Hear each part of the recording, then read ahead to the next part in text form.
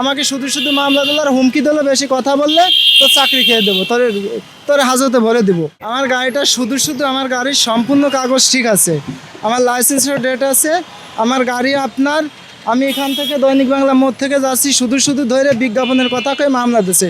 আমার হচ্ছে জননী কুরিয়ারের গাড়ি, বিজ্ঞাপনের গাড়ি না। শুধু শুধু আমাকে ধরে 6,000 টাকার একটা মামলা দিছে।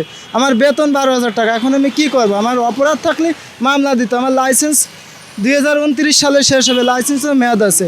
শুধু শুধু সার্জেন্ট আমাকে ধরে মামলা দিল, বললো বিজ্ঞাপনের মামলা। আমি বললাম স্যার আমার বুঝাই দেন। বলে এই কারণে কোনো বিজ্ঞাপন নাই, কিছু নাই, আমাকে শুধু শুধু মামলা দিল আর হুমকি দিল, বেশি কথা বললে তো চাকরি খেয়ে দেবো, তোর হাজতে ভরে দেবো। আমার আর এই হুমকি দিল। তাহলে আমরা কিভাবে গাড়ি চালাবো বলেন আপনারা? তাহলে আমাদের তো চলার মতো কোনো দেখি না। শুধু টাকা চাই না, আপনাকে দেখে মনে হয় চাই না, টাকা চাওয়ার একটা ভাব ধরছিল, বলছিল যে কিছু দিয়ে চলে যায়। আমি বলছি আমার কাছে টাকা নাই, আর টাকা দিতে হলে আমার কোম্পানিরে বলতে হবে যে আমার অনুমতি নিতে হবে, অনুমতি ছাড়া তো আমি টাকা দিতে পারি না। আমার 12,000 টাকা বেতন। তাহলে আমি এখন কি করব বলেন? আমাদের রোডে চলাই অসম্ভব হয়ে যাচ্ছে।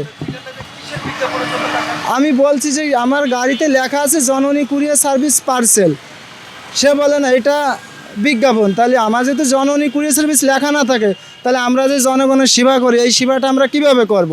আমাদের তো গাড়িতে দেখতে হবে যে আমাদের কুরিয়ার সার্ভিসের গাড়ি, তাহলে আমাদের জনগণ দেখে আমরা জনগণের প্রোডাক্ট আনি, আমরা তাদের সেবা করি।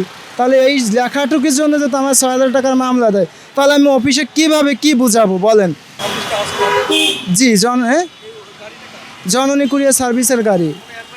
না না, কোনো এক ব্যাটারিস নাই, এটা সম্পূর্ণ সোজাসুজি আমার মামলাটা দিল। মামলা আমাকে শুধু শুধু 6,000 টাকার একটা মামলা দিছে, 6,000 টাকার একটা মামলা দিছে। এই মামলাটার সম্পূর্ণ আমার পকেট থেকে টাকা দেওয়া লাগবে আমার কোম্পানিরে। তাহলে এখন হ্যাঁ, আমার সবই ঠিক আছে, এই আমার ড্রাইভার লাইসেন্স, আমার কোনো সমস্যা নাই, গাড়ির কাগজপাতি সব ওকে, শুধু শুধু আমার এই মামলাটা দিছে।